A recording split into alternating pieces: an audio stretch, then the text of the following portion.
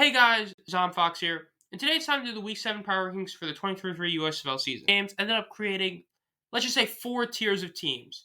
We have 2 separate tiers that have basically just one team, and 2 that have 3 teams to create some really just very open-ended power rankings with a couple close-ended. So without further ado, let's get started with one of the single-tier teams in dead last, the Michigan Panthers at 8. Look, this team is obviously 8. If you don't have them 8, you're basically insane. This team has looked horrid. They started 2-0, then they got home to their home field. They've had this home field advantage for 4 weeks. They've amassed 4 losses. Point differential, they suck. They're dead last, tied for dead last at minus 34. Essentially, you got 3 teams that are so far back in point differential, and they're one of them. And the points scored, they're only at 96. So they haven't even put up 100 points, giving them the distinct honor of being the only team to have scored under 100 points, as well as having minus 30 or worse in point differential. That's terrible. Game against the Stallions, also terrible. Essentially, if you look purely at the stats, they should have tied or won this game. They were only a little bit beat in time of possession, a little bit beat in yards per play, and a little bit in total yardage. Yet they got pwned. Josh Love, for some reason, played the whole game. We had no sight of Eric B., but he played okay. So why'd they lose? They missed a field goal in the second quarter, which should have tied the game. They had a chance to kick a field goal at the end of the half. Then some dumb communication happened where they ended up doing a fake spike with like 4 seconds left instead of kicking the field goal. So instead of being down by, 7, or if they had made the first field goal 4, they're now down by 10. Stallions get a touchdown, and then eventually in the fourth quarter, the Panthers get into field goal range, and it's 3rd and 7, penalty. Now they got to kick a field goal because they can't, just do 2 small plays to go for on 4th down. Kick a field goal, they're down by 7, and that's basically the game. They could have won this game. Those mistakes don't happen. That's 3, 6, 10 points that they would have had. This game would have had a completely different tone if any of that happened, but it didn't. So they lost. They're last, no surprise. I hope Eric B is the starter next week, but we'll see. Now, as for the first group of 3 teams in that tier I said, we have what I'm going to call the North tier.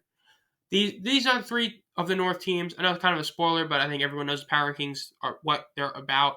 The other 3 North teams are vying for 5 through 7. You can make a very good case for any of them, but the Generals are at 7 for me.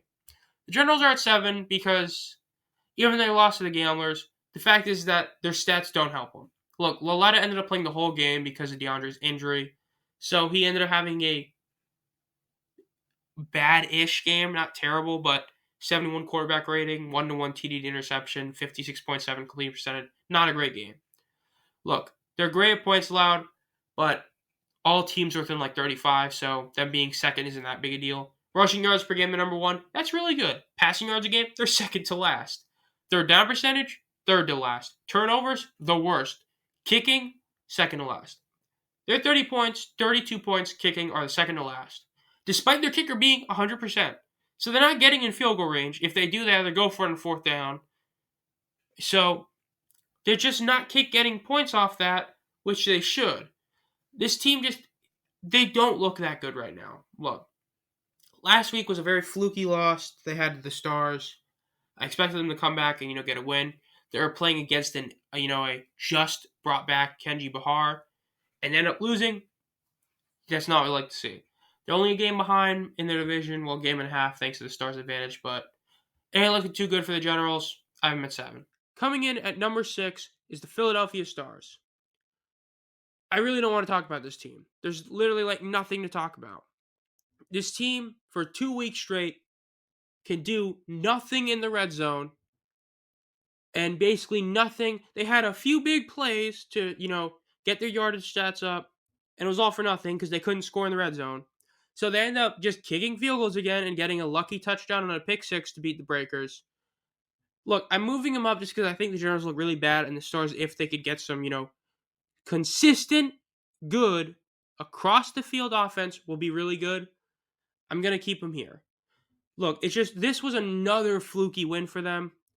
You win a game with no offense in the red zone again.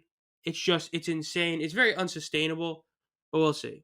Now, coming in at number 5, and the last team in the quote-unquote North tier, is the Maulers. Look, I know the Maulers don't look awesome. They're the worst in points scored at 82, but despite that, they're still better than the Stars on point differential by nearly 10.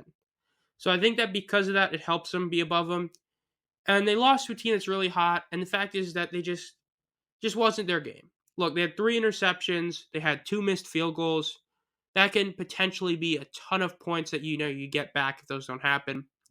T. Will had a bad game for the most part, but once Morgan came in, you realize why T. Will is such a better quarterback. Morgan had 4 less completions.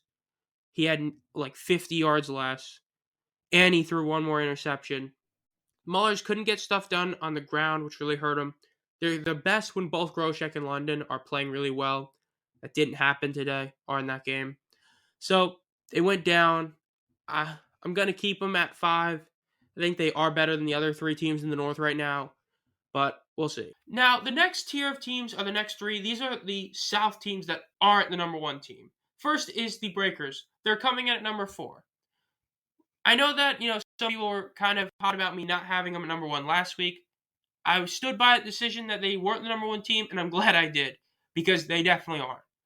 They're down to 4. Look, they're still doing solid in point score and point differential at plus 18 and plus 140. Point score at 145, which is good. But these numbers are going down in terms of how much they're getting. They're only 3rd in points scored because how good they did the first 4 weeks. Because this game against the Stars was terrible. They put up 10 points.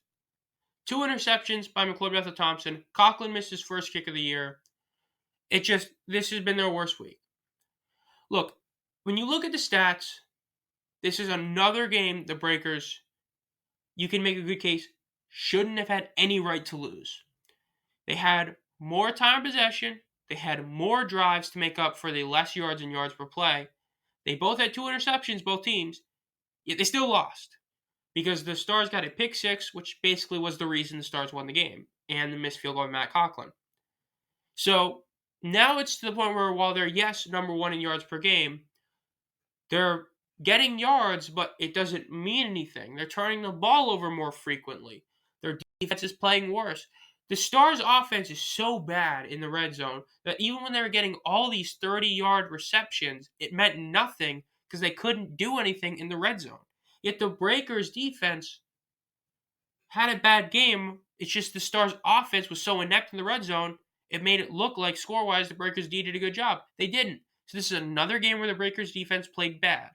And the Breakers' offense, all they had to do was put up 17 points. And they couldn't do that. 2 weeks in a row, this team has failed to get 15 points. That's worrisome. I think it is genuinely time to start thinking about panicking if I'm a Breakers fan. If you guys lose this next week, your season's basically done.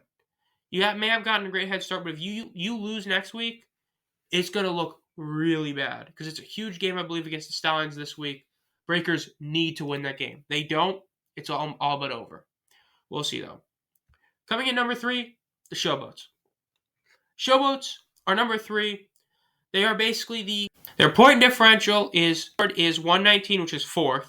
So their average in terms of positioning is 4.5, the middle. And then their game against the Maulers, this is why they move up. They beat the Breakers last week, and now it looks more legit because now they're on a 3-game win streak. Cole Kelly had another average game. Washington had an average game, all things considered. The team may still be bad at rushing yards per game, but they did better at rushing this week than their average, so it's going up. Third down percentage is still bad, but turnovers, they're really good, so they can kind of make up a little bit for the third down percentage. Hey, they got a shutout. Was it a bit fluky? Yeah, he had 3 interceptions and he had 2 missed field goals, but they still got a shutout. They're on a 3-game win streak. I think it's fair that they deserve to be at number 3. I think this team overall is looking a lot better than they have in the past. So I think this team has a really good shot at making the playoffs. I don't think they will, but they could. But I'm going to keep it number 3. Coming in at number 2, and the best team in that tier is the Birmingham Stallions. Stallions come in at number 2. I think they're the best team of the non-number 1 teams in the South. Look, they're still number 1 in points scored and point differential. Yes, the differential is helped by that huge blowout they had against the Showboats. But look, the team is just so good. Come on, what do you want me to say? The team just is so good right now, again. They're getting a bit healthier, so some of the injuries aren't as big a deal. Because CJ Marable, had his first game where he really looked like a starting caliber running back. 100 yards, 5.6 yards per carry. Alex Magoo went off. He had an unbelievable game. 117.5 quarterback rating. 0 was a passing touchdown. The quarterback rating would have been even better. He had a 79. Unbelievable. Team is still in basically every other stat. They're like middle of the road. So this team just right now. They're not the best team in the league. There is a team better than them. But this team is really, really good. Coming in at number 1 are the Houston Gamblers.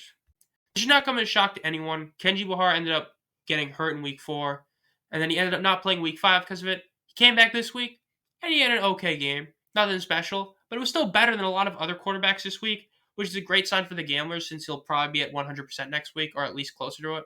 Especially when Thompson is doing what he's doing. Again, another near 4 yards per carry with a solid 82 total yards and a touchdown. And of course, the biggest reason number 1 is their overall team stats. Look, you're still number 2 in yards per game and rushing yards per game. You're best in the league at third down percentage at an insane 56.5%. And your turnovers and points allowed, which you're the worst in, worst and second worst in, you're getting better at. Look, you only allowed 10 points when your average now is 23.2. It was worse than that last week. It was worse than what it was last week 2 weeks ago. So they're getting a lot better at their defense, and their turnovers, they're not turning the ball over as much. This is why they're now 4-0 since week 2 ended. This team hasn't lost since that week 2 game. So now all of a sudden, this team is the hottest team in the league. They are the best team in the league, and there's no real argument for it. They are the number 1 team. So congrats to the Gamblers.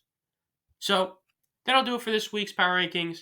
Number 1 and 8 are very obvious who they are, but then you have the divisions of each team filling out the rest of those 3 spots. Really, like I said, 2 through 4 and 5 through 7, I think you can really rearrange however you want, and it's understandable. Look, the North is just so much worse than the South right now. I mean, the fact is, though, that every team can legitimately make the playoffs due to how close the records are is a cool and great thing. But it's just one division does look superior to the other one, and I really hope that we end up having, 500 teams make the playoffs. But we'll see. This has been ZomFox. If you enjoy this content, make sure to subscribe and hit the bell. We do at least 3 videos a week, and as always, have a great night.